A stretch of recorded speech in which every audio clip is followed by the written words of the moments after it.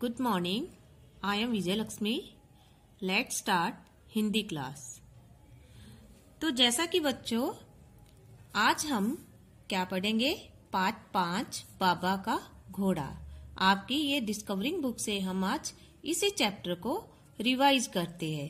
पहले आपको ये मैम ने पढ़ा दिया है, आपने भी इसे अच्छी तरह से पढ़ लिया होगा। तो आज हम क्या करेंगे, इस चैप्टर को एक बार फिर से पढ़ेंगे, ठीक है।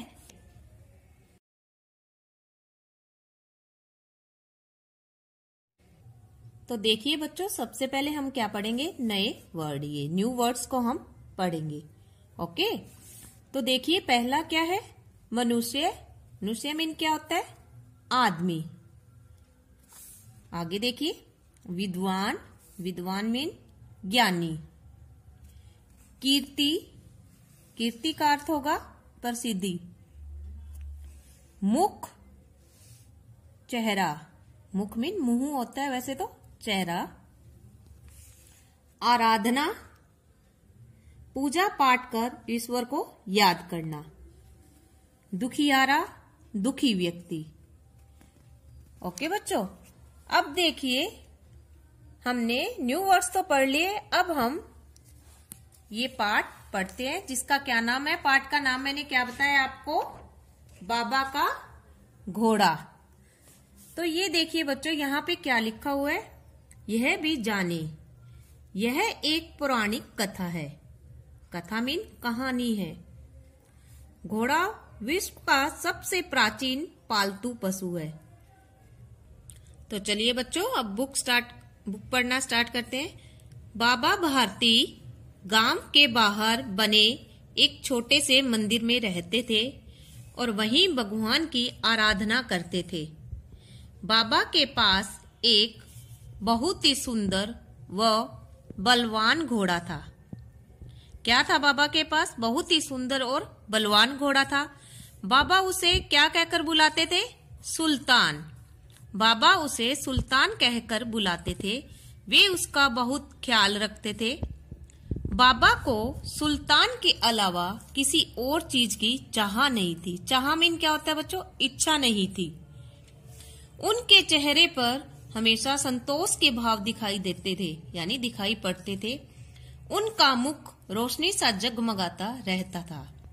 बाबा भारती और उनके घोड़े सुल्तान की चर्चा दूर दूर तक थी। कई राजाओं, विद्वानों ने सुल्तान को हासिल करने की कोशिश की, लेकिन उसे पा न सके। बाबा सुल्तान पर बैठकर रोज 8-10 मील का चक्कर लगाते थे। दोनों की शोभा देखने बनती थी। बाबा सुल्तान को हमेशा अपनी नजरों के सामने ही रखते थे। खड़ंग सिंह उस इलाके का कुख्यात डाकू था। लोग उसका नाम सुनकर ही कांपते थे। तो कौन था उस इलाके का डाकू, खड़ंग सिंह। कौन था बच्चों, खड़ंग सिंह कौन था, एक डाकू था। लोग उसका नाम सुनकर ही कांपते थे। सुल्तान की कीर्ति भी खड़ंग सिंह के कानों तक पहुंच गई थी। सुल्तान किसका जिक्र हो रहा है यहाँ पर, घोड़े का। तो उसकी कीर्ति क्या, प्रसिद्ध, यानी प्रसिद्धि होती है। तो वो खड़ंग सिंह तक पहुंच गई थी। खड़ंग सिंह ने सुल्तान को देखा तो उसे देखता ही रह गया। अब वह सुल्तान को किसी भी हाल में पाना चाहता था। खड़ंग सिंह घोड़ा पाने के लिए बाबा भारती के पास पहुंचा। वह बाबा को डरा धमकाकर सुल्तान को पाना चाहता था, लेकिन बाबा डरे नहीं। उनके मुख पर डर की जगह संतोष के भाव थे। खड़ंग सिंह को खाली हाथ ही वापस जाना पड़ा। खड़ंग सिंह घोड़ा पाने की योजना बनाने में लग गया। तो बच्चों, जो हमने ये इतना पाठ पढ़ा है, तो आपको क्या समझ में आया कि बाबा भारती के पास क्या था, एक घोड़ा था। उसका नाम क्या था, उसे सुल्तान कहकर बाबा पुकारते थे। तो सुल्तान के अलावा बाबा को कोई भी चीज अच्छी नहीं थी, मतलब इच्छा ही नहीं होती थी और किसी चीज की। तो बाबा रोज कहाँ जाते थे, यानी 8-10 मील का चक्कर लगाते थे घोड़े पर बैठकर, और बाबा सुल्तान को ही अपनी नजरों के सामने हमेशा रखते थे। ठीक है, तो उस इलाके में कौन था, डाकू था, उसका नाम था खड़ंग सिंह।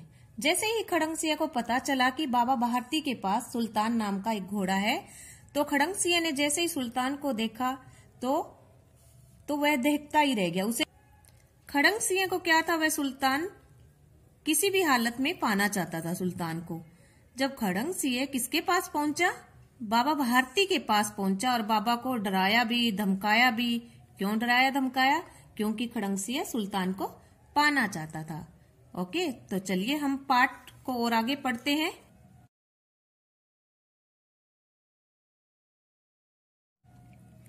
एक दिन संध्या के समय बाबा सुल्तान की पीठ पर सवार होकर घूमने जा रहे थे।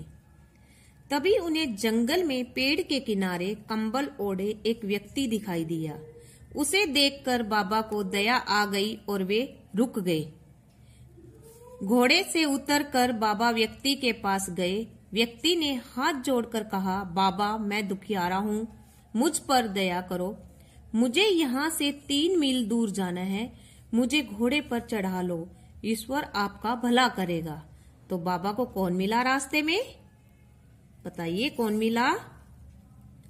जंगल में पेड़ के किनारे कंबल ओढ़े एक व्यक्ति दिखाई दिया था। ठीक है, उसने क्या ओढ़ रखा था? कंबल ओढ़ रखा था। तो उसने क्या कहा, बाबा मैं दुखियारा हूँ, मुझ पर दया करो, मुझे यहाँ से 3 मील दूर जाना है, मुझे घोड़े पर चढ़ा लो। ठीक है, बाबा ने दया कर उस बीमार व्यक्ति को घोड़े पर बिठा दिया। लेकिन घोड़े पर बैठते ही बीमार व्यक्ति लगाम पकड़कर धीरे धीरे चलने लगा। बाबा ने उसे रोका और बोले, सुनो, घोड़ा कहाँ लिए जा रहे हो? व्यक्ति कंबल हटाते हुए बोला, बाबा मैं खड़ंग सिंह हूँ और अब मैं आपका घोड़ा अपने साथ लिए जा रहा हूँ। तो कौन था वो कंबल ओढ़ रखा था जो व्यक्ति? कौन था? खड़ंग सिंह। बाबा संतोष भाव से बोले, मैं तुम्हें इसे वापस करने के लिए नहीं कहूंगा, लेकिन बस इतना ही कहना चाहूंगा कि इस घटना के बारे में किसी को न बताना। तो बाबा ने क्या बोला खड़ंग सिंह से कि मैं तुम्हें इसे वापस करने के लिए नहीं कहूंगा, लेकिन बस इतना ही कहना चाहूंगा कि इस घटना के बारे में किसी को न बताना। क्यों? खड़ंग सिंह ने पूछा। बाबा के चेहरे पर अभी भी संतोष के भाव थे। उन्होंने सुल्तान की ओर से मुंह मोड़ लिया, जैसे उससे कोई नाता ही न हो। जाते जाते बाबा बोले, खड़ंग सिंह, लोगों को अगर इस घटना का पता चल गया तो वह किसी गरीब का विश्वास नहीं करेंगे और न ही कभी मदद करेंगे। यह कहकर बाबा चले गए। खड़ंग सिंह भी घोड़ा लेकर चला गया। खड़ंग सिंह के कानों में अभी भी बाबा के अंतिम शब्द गूंज रहे थे। वह सोच रहा था कि जिस घोड़े को वे अपनी नजरों से दूर नहीं करते थे, आज उसके जाने पर भी उनके मुख पर कोई दुख नहीं था। तब भी वे गरीबों के बारे में सोच रहे थे। ऐसा मनुष्य महान है। खड़ंग सिंह उसी रात बाबा के मंदिर में गया और सुल्तान को वापस बांध आया। सुबह जब बाबा ने सुल्तान को देखा तो उनसे रहा न गया। वे सुल्तान से लिपटकर काफी देर तक रोते रहे। फिर संतोष से बोले, अब कोई गरीबों की सहायता से मुंह नहीं मोड़ेगा।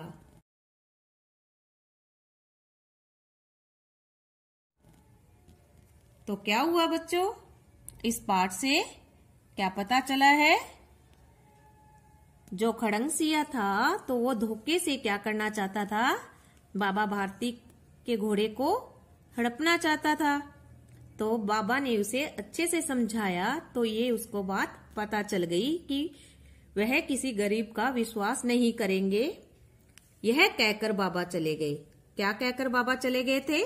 खड़ंग सिंह को देखिए, अब खड़ंग सिंह लोगों को अगर इस घटना का पता चल गया, वह किसी गरीब का विश्वास नहीं करेंगे, न ही मदद करेंगे। यह कहकर बाबा चले गए। तो जब बाबा ने ये सभी बातें किसको बताई? खड़ंग सिंह को बताई। जब खड़ंग सिंह घोड़े पर जा रहा था तभी उसके दिमाग में ये सभी बातें गूंज रही थी। ठीक है ना बच्चों? तो आपको क्या करना है? न्यू वर्ड्स भी याद करने हैं और साथ में बुक रीडिंग तो करनी है। पाठ का सार भी समझ में आना चाहिए आपको ये देखिए ये कौन है, बाबा भारती। और घोड़े का क्या नाम दिया गया है, सुल्तान। ये क्या है, सुल्तान। और ये कौन देख रहा है, देखिए पेड़ के पीछे से, ये क्या है, खड़ंगसिए, जो कि एक डाकू है। ठीक है ना। बाबा भारती घोड़े की अच्छे से देखभाल करते थे। उनका घोड़ा बहुत ही सुंदर और बलवान भी था। ये देखिए। अब हम क्या करेंगे, अभ्यास 1 को एक बार दोहराएंगे। दिए गए वाक्यों के सामने सही और गलत का चिन्ह लगाना है। देखिए, बाबा भारती अपने घोड़े को सुल्तान कहकर बुलाते थे। तो बताइए, क्या बाबा भारती अपने घोड़े को सुल्तान कहकर बुलाते थे? हाँ, क्या कहकर बुलाते थे, सुल्तान कहकर बुलाते थे। बाबा भारती ने अपना घोड़ा स्वयं खड़ंग सिंह को दे दिया था। अपने आप से तो घोड़ा नहीं दिया था ना बाबा भारती ने, वो तो धोखे से ही हड़प रहा था। तो ये हमारा वाक्य क्या है, गलत है। खड़ंग सिंह बाबा भारती की तरह बनना चाहता था? नहीं, वह तो क्या था, एक कुख्यात डाकू था। घोड़े के जाने पर भी बाबा के चेहरे पर संतोष के भाव थे। हाँ, बाबा भारती के चेहरे पर संतोष के भाव थे। तो ये हमारा वाक्य सही है। आगे देखिए, घोड़ा वापस मिलने पर बाबा उससे लिपटकर काफी देर तक रोए। हाँ, क्यों रोए थे बताइए? क्योंकि एक दिन घोड़ा बाबा भारती से दूर हो गया था, तो उससे लिपटकर बाबा भारती रोए थे। खड़ंग सिंह साधु के वेश में बाबा से मिला? नहीं, साधु के वेश में तो नहीं मिला था, वह तो कंबल ओढ़ कर आया था ना, धोखे से सुल्तान को हड़पना चाहता था। तो ये हमारा वाक्य गलत है। ठीक है, तो आपको क्या करना है, ये सही वाक्य और गलत वाक्य की पहचान करनी है आपको।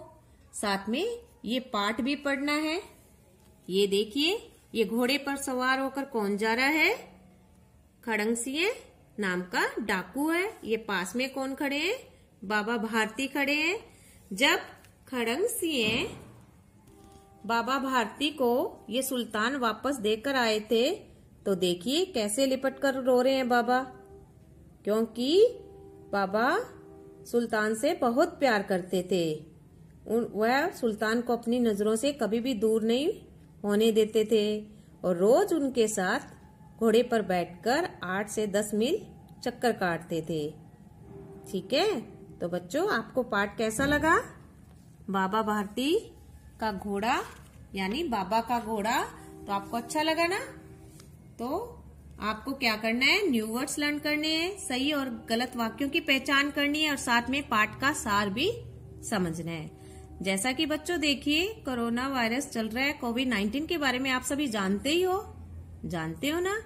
तो आपको अपनी सेफ्टी जरूर रखनी है। ध्यान है ना? सबसे पहले बताइए कि आप बाहर जाते हो जब मास्क यूज करते हो ना, तो आप सभी बच्चों को मास्क का यूज करना है, अपने हैंड्स को सैनिटाइज करना है और सबसे इम्पोर्टेंट बात यह है कि अपने पेरेंट्स का कहना मानना है। जैसे वो बोलेंगे तो आपको उनकी बातों का ध्यान में रखना है। Okay, thank you.